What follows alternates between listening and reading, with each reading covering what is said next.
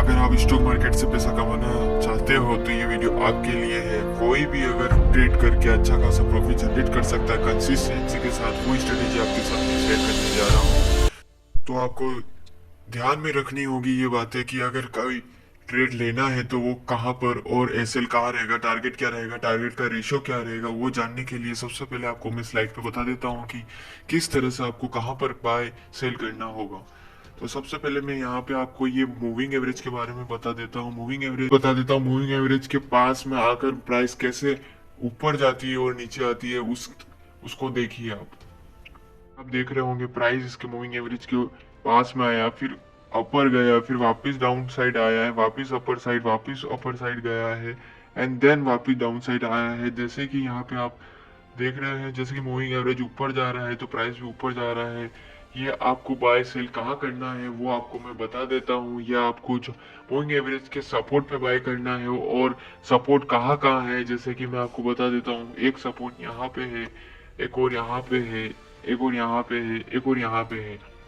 ये सपोर्ट आपको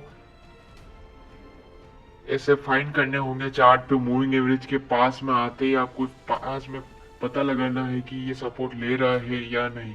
और सपोर्ट लेने के बाद यहाँ पे एक ग्रीन कैंडल बननी चाहिए। ग्रीन कैंडल बनने के बाद आपको एक हाई पे बाय करना है, और लो पे इसके जिस कैंडल पर आप बाय करने जा रहे हो उसके हाई पे बाय करिए, और स्टॉप लॉस उस कैंडल का लो रखिए। जैसे कि यहाँ पे मैं मान लेता हूँ कि ये कैंडल का हाई है 100 रुपीज, तो अब यहाँ पे बाय के लिए ऑर्डर लगा दीजिए 101 रुपीज, और यहाँ पे ऐसे लगा दीजिए जैसे कि यहाँ पे है 90 रुपीज, तो यहाँ पे ऐसे लगा दीजिए आप 89 रुपीज। जैसे कि आपने लो इसका 90 रुपीज है और आपने स्टॉप लॉस लगाया 89 का, तो यह आपका बाय और सेल का डिस्टेंस हो गया है।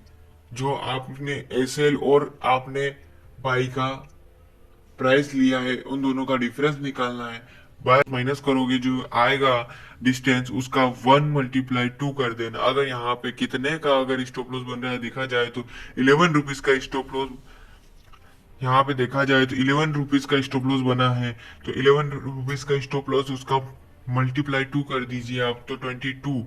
जो आपका स्टॉप लॉस होगा उसका डबल आपका टारगेट होगा 22 रुपीज। अगर एसएल हिट होगा तो 11 रुपीज का लॉस होगा पर शेयर। अगर जितनी क्वांटिटी का आप रिस्क लेना चाहते हो तो वो उसके बेस पे आपको उतनी क्वांटिटी लेनी पड़ेगी। जैसे कि अगर आप चाहते हो कि आपको 1000 का ही स्टॉप लॉस होए, तो आपको 1000, आपको यहाँ पे मैं बता देता हूँ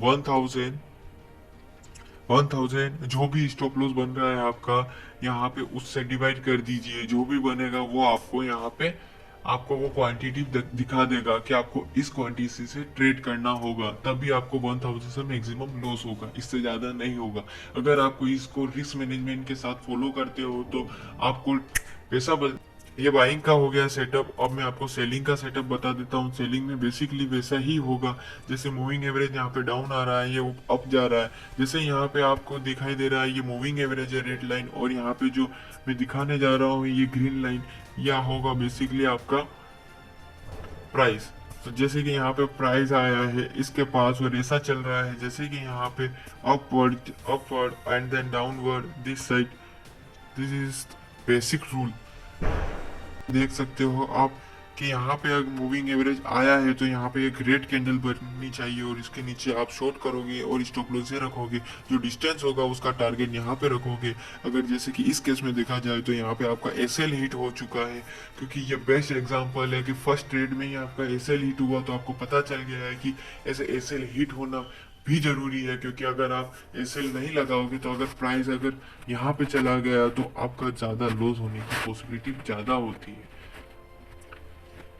अब देखा जाए तो अब मैं आपको आगे की ओर ले जाता हूँ, जहाँ पे आपने देखा है मूविंग एवरेज राइजिंग होना चाहिए। फर्स्ट थिंग यहाँ पे आपको ध्यान रखना होगा कि मूविंग एवरेज राइजिंग होना चाहिए। सेकेंड थिंग, मूविंग एवरेज पे सपोर्ट लेके एक ग्रीन कैंडल बनानी चाहिए, buy above the high and stop loss below the low. Price red colour में दिखाई दे रहा है और मूविंग एवरेज आपको ब्लू कलर में दिखाई दे रहा है।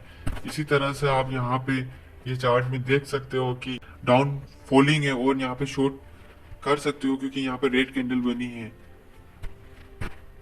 और जैसे कि यहाँ पे आपको बता देता हूँ मैं, ये चार्ट में आपको बताया मैंने कि यहाँ पे कैसा मूविंग एवरेज पे सपोर्ट ले रहा है। यहाँ पे सपोर्ट लेते ही ये ऊपर जा रहा है। अगर किसी ने यहाँ पे बाई किया होता इस कैंडल पे तो उसका टारगेट हिट हो चुका होता। आपको किन बातों का ध्यान रखना होगा, इसके लिए आपको ध्यान रखना होगा कि इस सिस्टम को रेगुलरली फॉलो करना है, सिस्टम को कभी भी चेंज नहीं करना है। आप स्ट्रेटेजी एक यूज कर रहे हो, उसको कंसिस्टेंस के बेस के साथ रेगुलर यूज करें, क्योंकि लोग क्या करते हैं, आज कौन सी स्ट्रेटेजी यूज करी, कल कौन सी करी।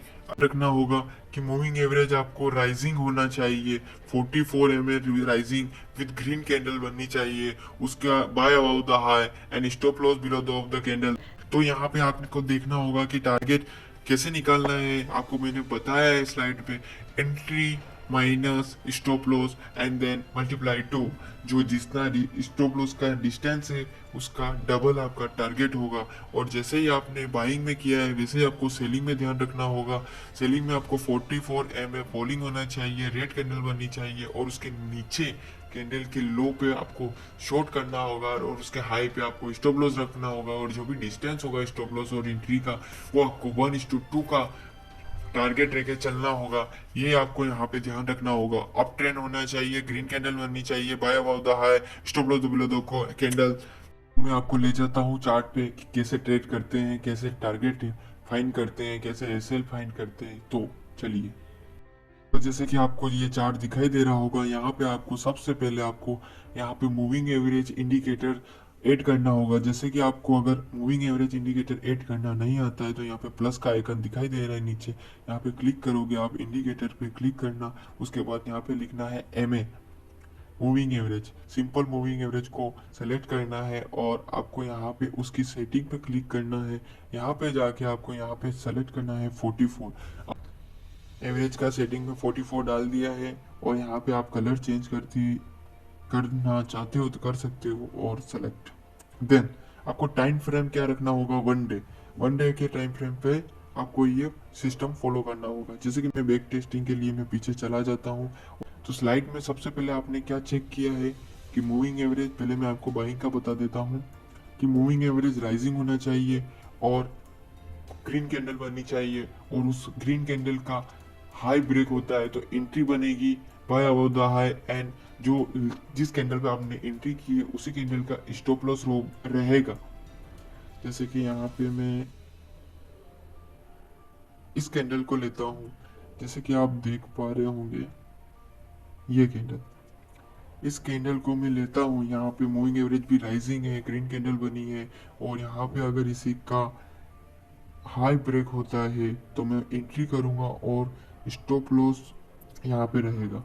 जैसे कि मैं देख पा रहा हूँ यहाँ पे इसका हाई ब्रेक हुआ है और टारगेट 1:2 रखना है। अगर आप 321 रुपया में से 303 माइनस करते हो तो यहाँ पे डिस्टेंस बन रहा है 18 रुपीज। 18 रुपीज का डबल 36 रुपीज आपको यहाँ पे टारगेट रखना होगा। तो यहाँ पे 321 में 36 प्लस करेंगे तो यहाँ पे आपका बन रहा है 57 रुपीज, 357 बन रहा है। तो यहाँ पे आप देख सकते हो 357 में किस तरह आप टारगेट हिट हुआ है या नहीं आप चेक कर सकते हो, जैसे कि मैं देख पा रहा हूँ। और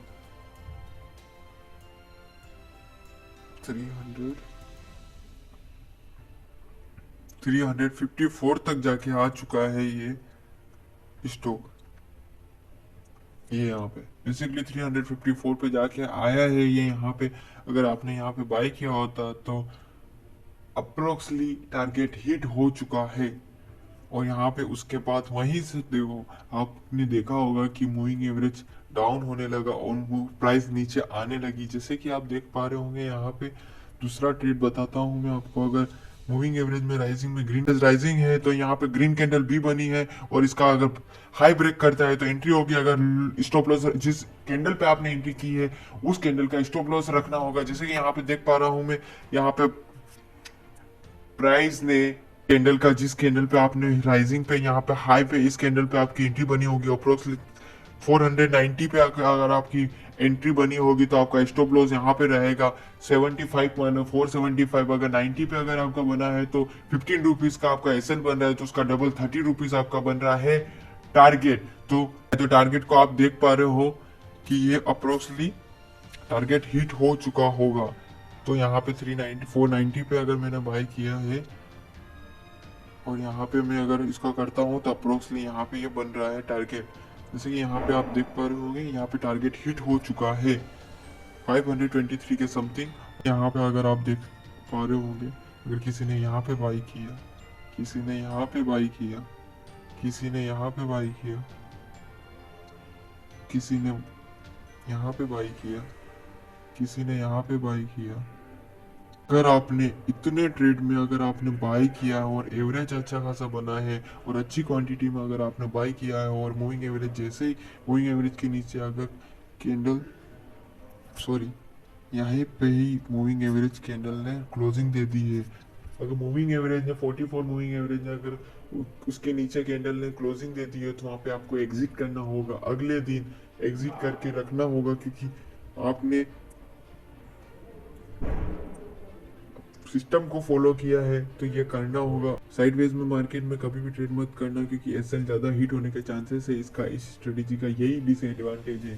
यहाँ पर देखने को मिला है, अगर यहाँ पे अगर आप देखोगे तो मूविंग एवरेज फॉलिंग है, रेड कैंडल बनी है, और यहाँ पे अगर आप इस कैंडल का नीचे अगर आप शॉर्ट करते हो और स्टॉप लॉस यहाँ पे रखते हो और 1:2 का टारगेट रखते हो तो बेसिकली टारगेट हिट हो चुका है अप्रोक्सली। यहाँ पर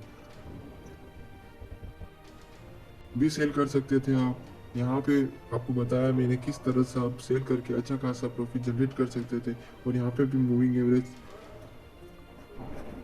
डाउन है और यहाँ पे रेड कैंडल बनी है तो आप यहाँ पे भी शॉर्ट कर सकते थे। और यहाँ पे बेसिकली यहाँ पे भी ऐसा ही हुआ है,